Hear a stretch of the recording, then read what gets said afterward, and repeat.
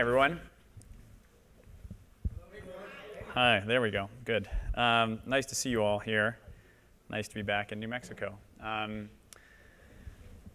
Should we get the slides up here? It's been a year since ISPCS, and a lot has happened in that year. And I want to talk you through a little state of the union of Virgin Galactic, but also how I see the industry moving forward. And I look forward to engaging with you in whatever questions you might have as we go forward. Obviously, I think the main thing that I would like to start from is that I have never been so optimistic as I have been in this moment. I think that we really are at the verge of great things in opening up space, not just at Galactic, but across the industry.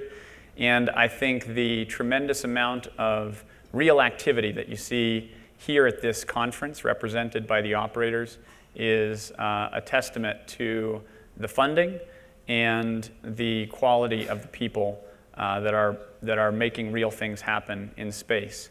I think that we are moving from sort of a period of euphoria to a period of real, measurable, but tough progress. And I think that the other side of that is real commercial success and really transformative things happening in space.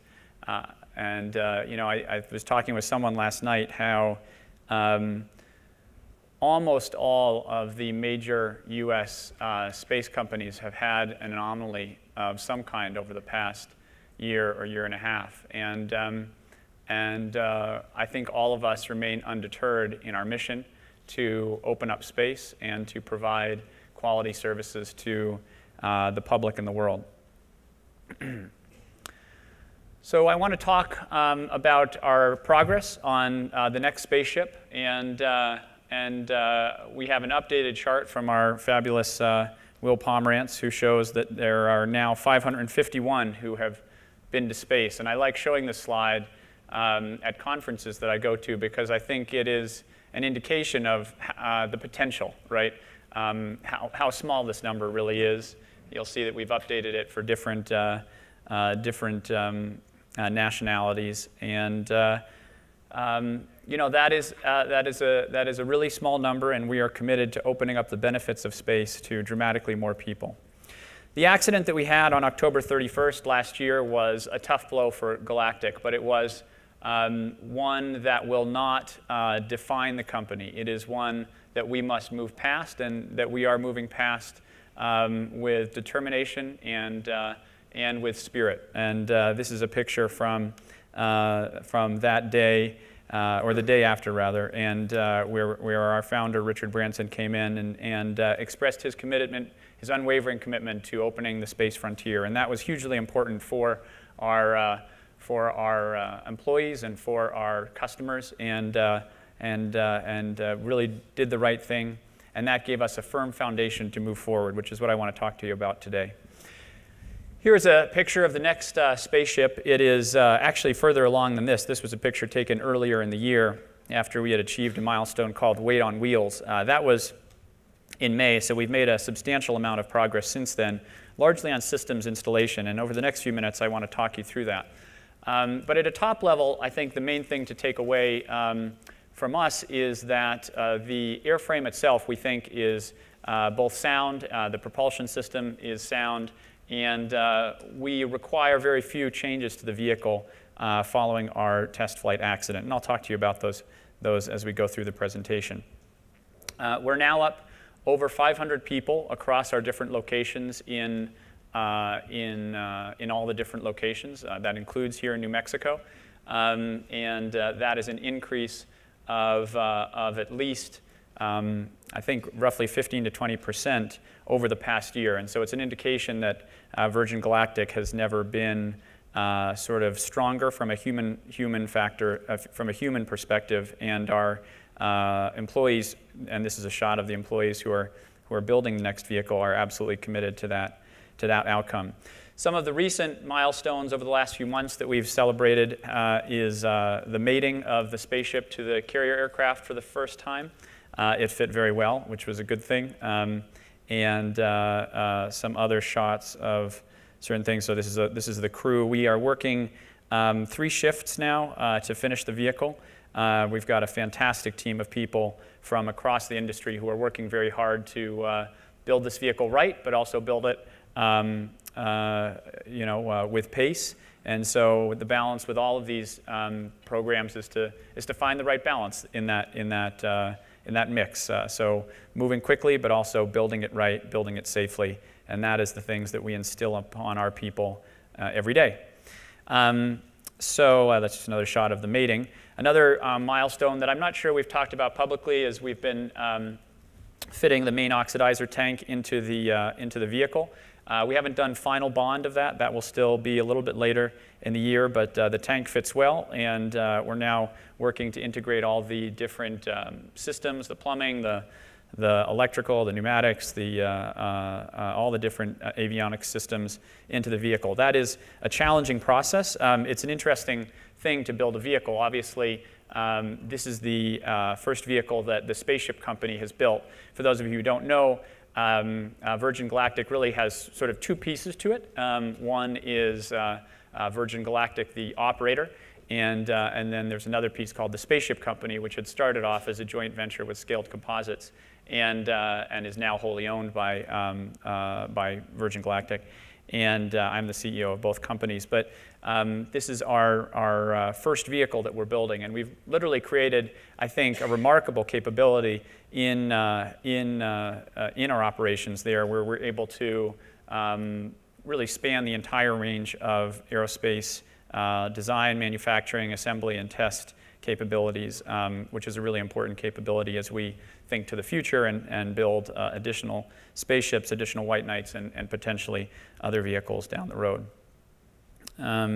These are just some additional shots of the aircraft.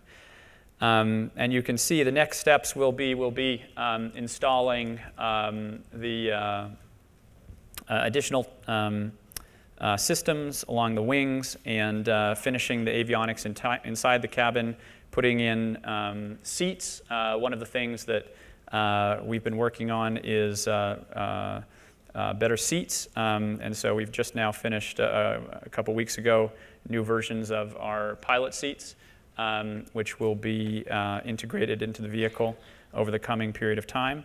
Another important milestone that we just celebrated last week was our fatigue test for the cabin. So we, over the past year and a half, had done a 10,000 cycle pressure cycle test of our cabin. And that's important, obviously, because we're building something that is a reusable spaceship. And that is, a crucial part of any aerospace test program is fatigue testing. Our vehicle cabin, our test cabin performed great. And it really does take a long time to do these long-duration fatigue tests. And so we were very happy to get through that last week. This is a picture of the dedicated large-scale test team that we have. And that's one of the things that doesn't always get a lot of attention outside of the company, but it's crucial for us. We have a dedicated team that's doing large-scale tests of full-scale articles, including all different aspects of the vehicle. And I think that that's the kind of rigor that I think we all need to bring, and I know all different companies within the industry are bringing to commercial space, is that the best practices from different industries so that we can have the best possible product when we move forward. White Knight should be flying very soon. We just finished the annual on that vehicle, and so she will be back in flight soon, and that will be a great moment to have the White Knight flying again, and then she will be waiting for the Spaceship, which should be coming along soon in that respect. One of the areas that obviously has received a lot of attention with our program is Propulsion. And I'm pleased to say that we have had really terrific progress over that. This is a shot of a so-called TST firing, which is a test stand, one of the test stands that we have in Mojave. What I thought I would do just is to show two of our most recent firings on another test stand that we have, which is a vertical test stand. You can tell that they're different. They look very similar, but you can tell that they're different because the stickers on the front of the two different motors are different. But these are both full duration firings, and just shows the good quality that we're getting now. And so through the magic of video, I'll just talk over this. So ostensibly our full duration firing is around 60 seconds to get us up to space, and you can see we have good combustion quality on these firings, and you'll see the flame plume get reduced over the course of the burn. It's a pressure-fed system, so partly that's due to just the intrinsics of a pressure-fed system, but also the decrease in thrust over the course of the burn appropriately reduces the G-force on the customers at the late end of the burn, and so it basically makes it more comfortable for the customers as we proceed through the end of the burn. You can see there's, I don't know if you can see it, but there's sort of white stickers on the one on the left and no white stickers on the one on the right. But our team has really been doing great work on these motors and chunking them out at a pretty quick rate, and we're very happy with the progress that we're going through there. They're banging them out quickly. So our customer base has been fantastic over the past year. This is a picture with some of them. We've been doing events with our customers around the world over the past year. You'll recognize Dr. Hawking in the middle there. I think I've always thought our customers are a really amazing group, and that has never been more true over the past year, where they have said to us, we knew that this was going to be a challenge, but we believe in your team, and we know that you're going to do it right. You're going to learn what you need to learn from the test flight accident, and you're going to move forward. And that's exactly what we're doing. You'll see our head of commercial activity, Stephen Attenborough, who's over there on the left. He's the longest serving Galactic employee, and he's done a really terrific job with our customer community over the past year. So I want to talk a little bit about, I think I have a few minutes, outreach that we've been doing in New Mexico, because we want to be a good partner in a community member in New Mexico. And so I want to talk to you a little bit about the efforts that we've done. And so let me say that a lot of this has been done by two groups in particular. So one is the group of employees that we have in state now, who are working out of an office over not too far away from here. And then another group is our internal philanthropic organization called Galactic Unite, which is meant to be a pathway for our customers and our staff to do good work in the world through the pathway of Galactic. And that's just a really fantastic group that's done great things. So there's a lot of stuff here, but I want to talk through it. So we've done outreach. This could mean events. It could mean Google Hangouts. It could mean visits to the spaceport with a large group of organizations. So the Las Cruces Public Schools, the Las Cruces Challenger Center, which I'll talk about in a second, Tombaugh Elementary School, Las Cruces Academy, Truth or Consequences Schools, Pecos Valley Schools, NMSU. In the local community, we've done things with Big Brothers Big Sisters, obviously here, New Mexico Space Grant Consortium, the EAA Chapter 51, Girl Scouts and Boy Scouts. We have a Girl Scout thing coming up shortly, the YPO network. And then we've done things like the Galactic video Hangouts. And our goal for 2016 is to reach out to all of the 6th grade classrooms in the Las Cruces area, if we can, or as many of them as possible, to share the Google Hangout experience. That allows the kids to connect in directly with what we're doing, and has been a big hit. It's a really great way to do outreach for those of you who are not familiar. This picture was taken from an outreach event where we had some kids out at the spaceport. And I think the partnership that we've got with local places like the Challenger Center, this is just some pictures from some of those events. But the Challenger Center, as some of you know, is opening up a new center here in Las Cruces, and that's going to be a really fantastic place. We were there for the opening ceremonies, and we'll try to support that ongoingly. They do amazing work, and I'm so happy that Challenger has opened up such a fantastic facility here in Las Cruces. And we will continue to work on that. That's a big priority for us, reaching out to local students here to help inspire them towards science and technology and engineering careers. I want to talk a little bit about LauncherOne and a few other things before we get into the time for questions. So LauncherOne is our orbital small-sat launch vehicle. We're making great progress on that. You know, it's all about the small-sat revolution. Obviously, we've heard a lot about that in this conference, but it really is an inflection point where you know, satellites that used to cost $500 million can now be done you know, with something that's $1 million or maybe dramatically less, you know, even $100,000 or less. And we think LauncherOne will be well positioned to capture a lot of that market. We're doing great stuff on the propulsion. We have a separate propulsion team, liquid propulsion team, and they're doing great things, reach thermal stability, thermal equilibrium on this engine. This is the Newton 3 engine, which is going to be the first stage of LauncherOne, and it's a pump-fed engine. The LauncherOne is a two-stage LOX kerosene air launch design, and and we've also done full duration burns in the GG for the upper stage engine, which we call the Newton 4. Both the Newton 3 and the Newton 4 are pump-fed variants of the first generation engines that we did, which were the Newton 1 and the Newton 2, which were pressure-fed variants, which we have already tested. I want to talk a little bit about OneWeb, which is another really interesting thing that is happening. So OneWeb is a new company that is going to create a global communications constellation.